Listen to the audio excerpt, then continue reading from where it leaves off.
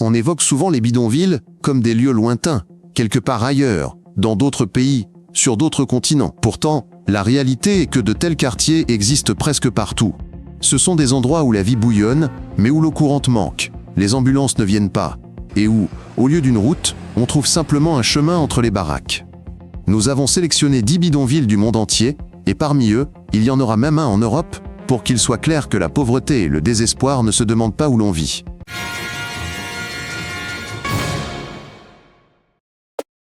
Les favelas de Rio ressemblent à des énormes fourmilières sur les pentes, les maisons y sont construites serrées, les unes sur les autres, sans le moindre plan. Les rues sont étroites, souvent de simples escaliers, impraticables en voiture.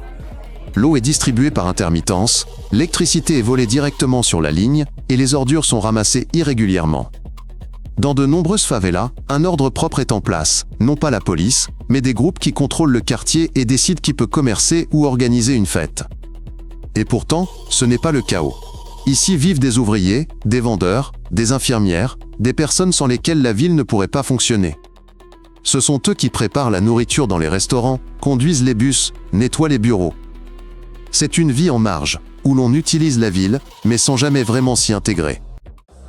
Kibera est le plus grand bidonville du Kenya et l'un des plus célèbres au monde.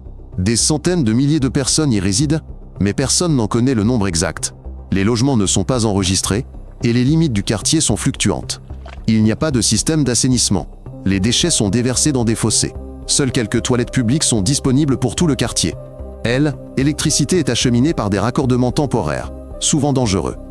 Et pourtant, Kibera vit sa propre vie. Des écoles, des églises, des mini-magasins et même des ateliers de théâtre y fonctionnent. Beaucoup s'y installent depuis les villages. C'est pour eux une chance de se rapprocher de la ville, de trouver du travail et de s'en sortir petit à petit. Au milieu de la promiscuité, de la saleté et de la pauvreté, une énergie bouillonne. Mais des épidémies de choléra et des incendies s'y produisent chaque année, et cela rappelle que vivre à Kibera, c'est constamment vivre sur le fil du rasoir.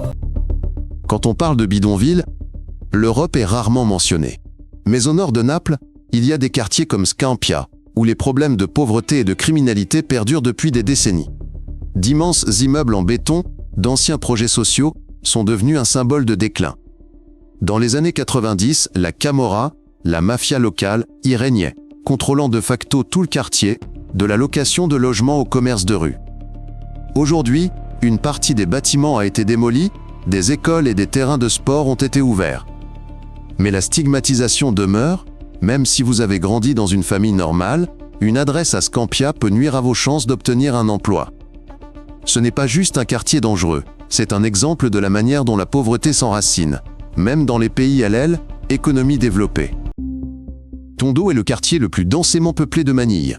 Près d'1 million de personnes y vivent, et beaucoup ont des logements faits de contreplaqué et de tôle, assemblés en quelques jours. L'eau est distribuée à tour de rôle.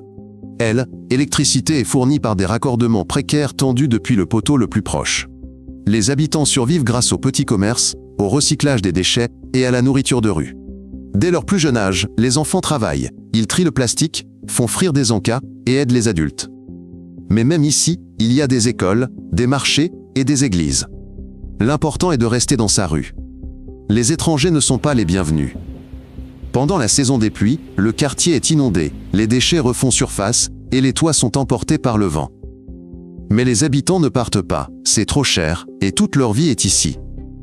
On y trouve des voisins, un rythme habituel, de la nourriture bon marché, même au milieu de l'insalubrité et de la pauvreté. Tepito est un marché, un quartier et une légende à la fois. Il se trouve en plein cœur de Mexico et est réputé pour la contrebande, les marchandises bon marché et ses propres lois de la rue. On peut y acheter de tout, de l'aile, électronique aux vêtements de marque contrefaits, pour une bouchée de pain et sans aucune garantie. Le quartier n'est pas géré par l'État, mais par des groupes locaux qui maintiennent l'ordre à leur manière. La police s'y aventure rarement et avec prudence. Les logements se situent directement au-dessus des étals, souvent sans eau ni ventilation adéquate. Les gens vivent littéralement sur le marché. Beaucoup travaillent de manière informelle pour les vendeurs ou vendent eux-mêmes, sans payer d'impôts. Ce quartier démontre que les bidonvilles ne sont pas toujours faits de contreplaqué et de boue. Parfois, c'est toute une économie informelle au cœur de la capitale. Cape Flats, ce n'est pas un seul bidonville, mais un vaste ensemble de townships au sud du Cap. Des centaines de milliers de personnes y vivent, y compris des descendants de familles déplacées pendant l'apartheid. Ces quartiers souffrent de la pauvreté, du chômage et du manque de transport. Les habitations de fortune sont construites avec ce qu'on trouve. Des planches, du plastique, des tôles. L'électricité peut manquer pendant des jours. L'eau provient d'une seule borne fontaine pour des dizaines de foyers. La criminalité y atteint un niveau de guerre. Mais à l'intérieur, la vie est là. Les enfants courent sur le sable, les femmes vendent des pâtisseries, les voisins s'entraident. Le principal problème est l'isolement. L'accès au centre-ville est difficile, les bus circulent mal et trouver du travail est compliqué. Mais même ici, les gens construisent des maisons, plantent des arbres, éduquent leurs enfants, parce qu'ils aspirent à un avenir meilleur. Dharavi n'est pas seulement un bidonville, c'est une usine à ciel ouvert. Environ 1 million de personnes y vivent sur une superficie de 2-5 km². Les gens y travaillent dans des ateliers de poterie, des tanneries, cousent des sacs, fabriquent du savon et recyclent le plastique. Chaque mètre carré y est utilisé, que ce soit pour le logement ou pour le travail. Vivre à Dharavi est difficile, passages étroits, toilettes communes, chaleur étouffante, eau insalubre. Mais contrairement à de nombreux bidonvilles, les gens y ont du travail et s'y accrochent.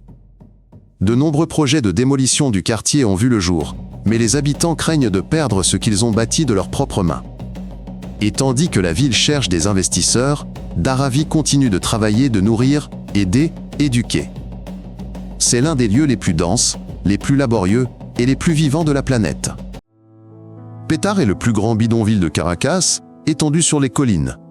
Ici, les maisons sont construites les unes contre les autres, les rues sont des escaliers, et les toits sont faits de tôle.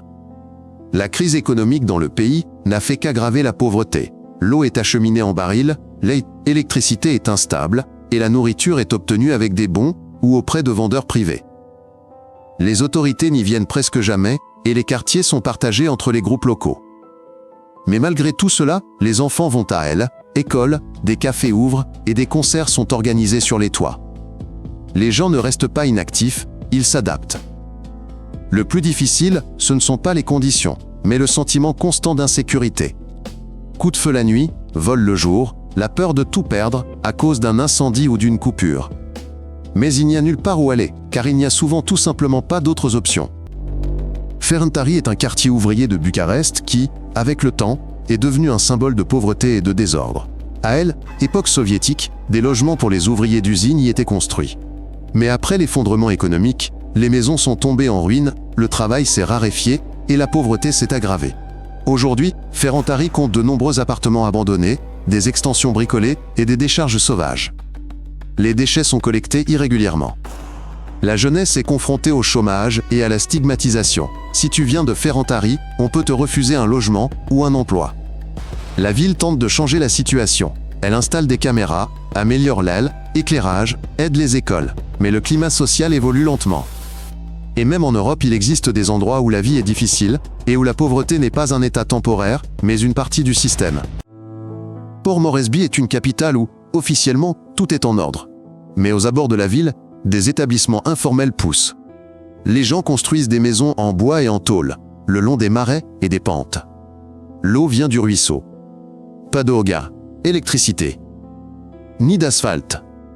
Après la pluie, les routes se transforment en bourbiers, et les enfants vont à école les genoux dans la boue. Les secours ne viennent pas ici. La police non plus. En revanche, chaque quartier est contrôlé par son aîné, celui vers qui l'on se tourne en cas de dispute ou de maladie. Tout repose sur la bonne foi et l'entraide entre voisins. Quand un navire arrive au port, il y a du travail, tout s'anime. Quand ce n'est pas le cas, c'est le silence et la faim. C'est le bout du monde, mais les problèmes sont toujours les mêmes. Pauvreté, isolement, lutte pour la survie.